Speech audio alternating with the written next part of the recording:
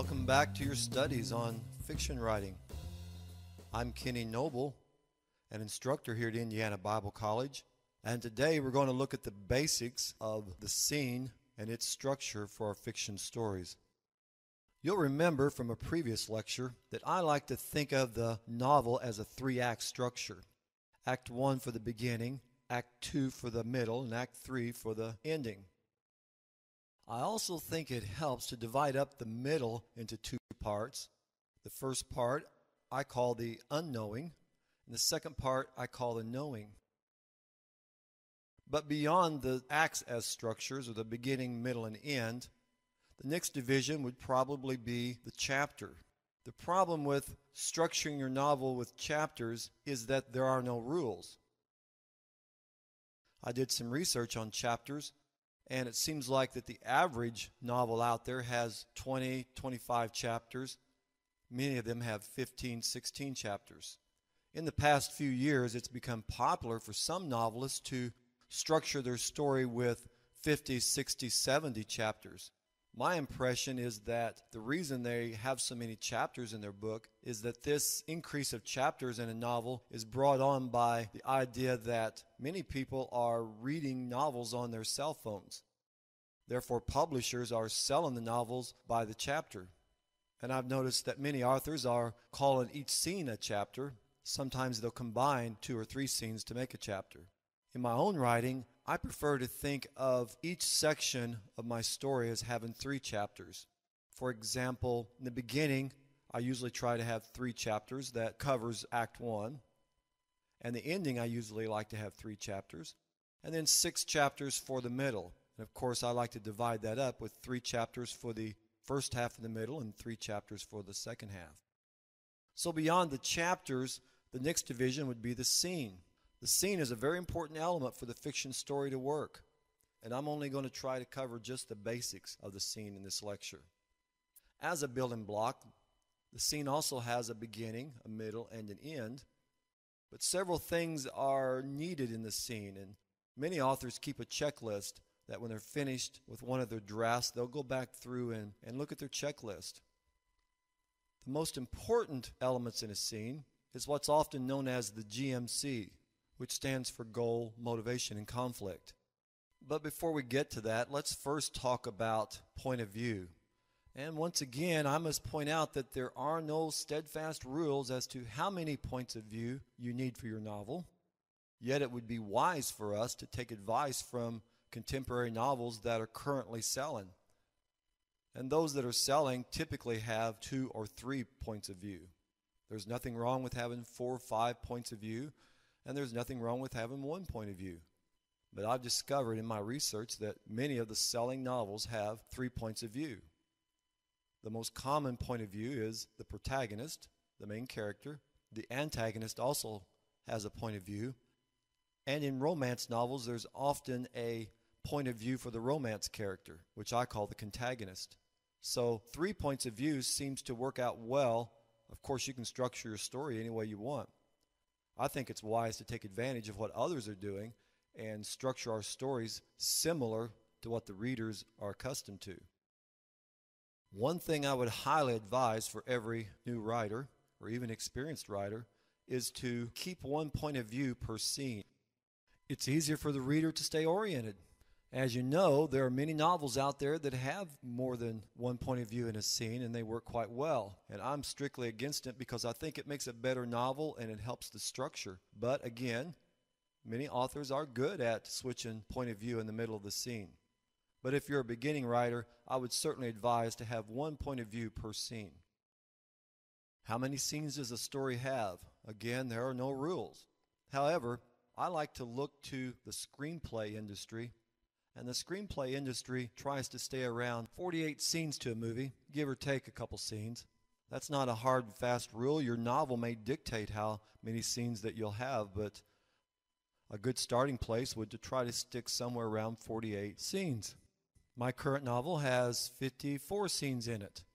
And keep in mind that if you have 3 different points of view for your novel, then the main character will probably get the most pages in your book, because we want the reader to relate to the main character and be emotionally moved by the main character's story. So therefore, the main character would probably get the most attention on the page. What else goes into a scene? Well, the first thing a reader wants to know when they go to the next scene is, where are we and whose point of view is it? That's why many times you'll see in a new scene that the point of view character's name will be mentioned in the first sentence. Because we need to orient the reader as, whose point of view is this? And we need to do that because as readers we have all this backstory that we've already learned about the particular point of view character.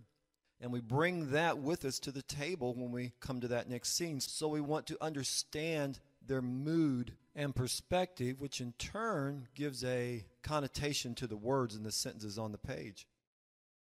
We also want to know right away where we are, and we also want to know the time period. So is this 2 weeks from the last scene? Is this the same time? Is it the next day? And where are we? Are we in the same place? Have we moved to a new location? And often this is the definition of a new scene. If it's at a new place, at a different time, and of course a different POV character. Each scene needs lots of conflict. The story works because of conflict. So if your scene's going to have a lot of conflict, then the main character of that scene, or the POV character, needs to have a goal. And we need to know what that goal is early in the scene. Now, it doesn't mean that the character has to reach their goal. In fact, many times that POV character does not reach their goal. Or sometimes the goal changes and they have a new goal at the end. And that goal, by the way, should always be related in some way to the main story goal.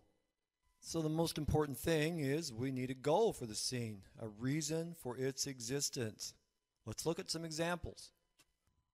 In The Wizard of Oz, Dorothy's overriding story goal is to get home. That's what the story's about.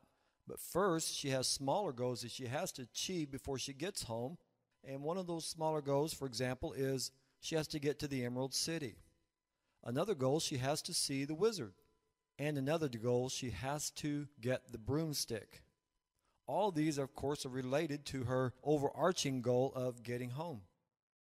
So in summary, goals must be important. They must be urgent for the character.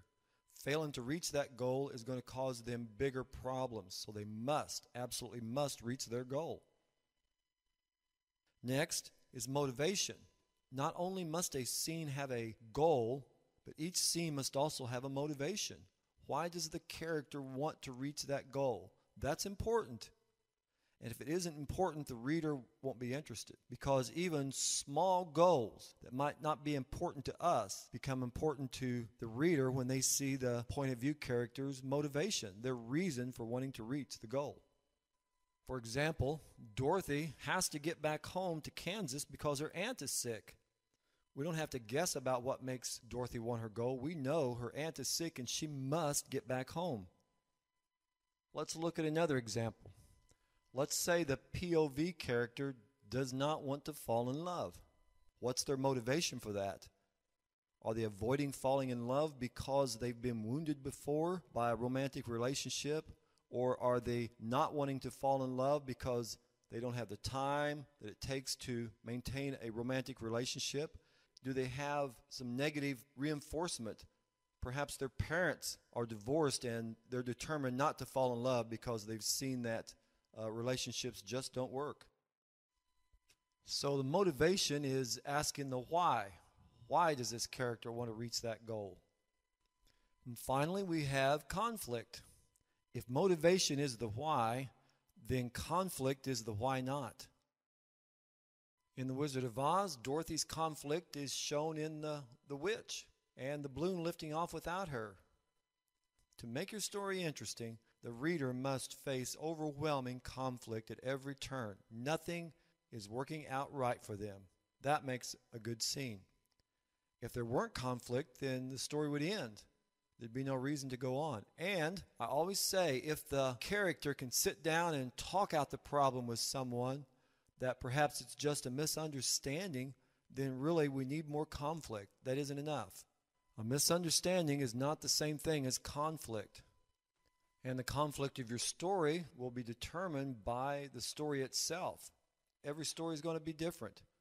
So perhaps if your character is in a strange environment, kind of the fish out of water effect, they're in an office job and they're certainly not accustomed to that, or they're in a strange country, they're just out of their league. And that creates more conflict for them. It makes it difficult for them to reach their goal. So goal, motivation, and conflict, GMC, are important elements in structuring your scene. Another structure for the scene that's important and often used is the sequel. The sequel is the transition point at the end of the scene that helps you get to the other scene. Often the sequel will include the point of view character's thought process, where they process what just happened to them and they settle on readjusting or reevaluating, sometimes making new goals.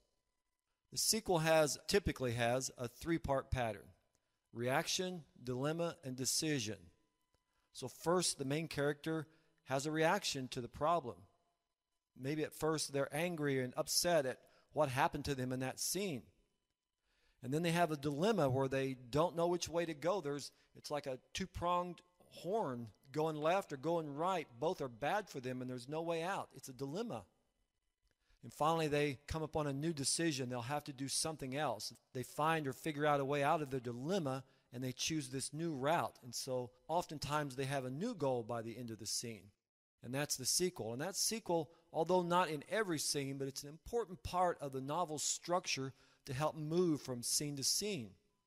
And also I want to mention that at times it's best for us to step away from our novel and take a broad look at our scenes. Sometimes a scene will work better in a new place. The place where we currently have it may not be able to milk the maximum emotional content or power in that spot, and it would be better somewhere else. And there's nothing wrong with moving that scene. And keep in mind that we also want to think in terms that our scenes are not all alike. All scenes do not have happy endings to each scene. All do not have good resolutions either. So we need to mix that up a little bit. You have for your use action scenes, romantic scenes, scenes that have a lot of internalization, and we should use all of these to our benefit. And sometimes the pace needs to be slowed down, and so instead of all of this tension and turmoil and action, perhaps we need a scene in there that kind of lets things slow down a little bit and kind of changes the pace for the audience. Keeping everything the same is boring. It's kind of like a monotone lecture. But varying the pace, varying the rhythm, varying the types of scenes you have, varying the scene length. We didn't talk about that, but scene length will also help improve your story. In my research, I discovered that most authors, their scene length is somewhere around 1,500 words. Some go down as low as 1,200, some up to 2,500 words per scene. In fact, there's no rule for that either. You could have 300 words for a scene, and you'll see that once in a while. Or you'll have 5,000 words for a scene, but the average seems to be around 1,500 words in a scene. Still, we want to mix that up for the reader.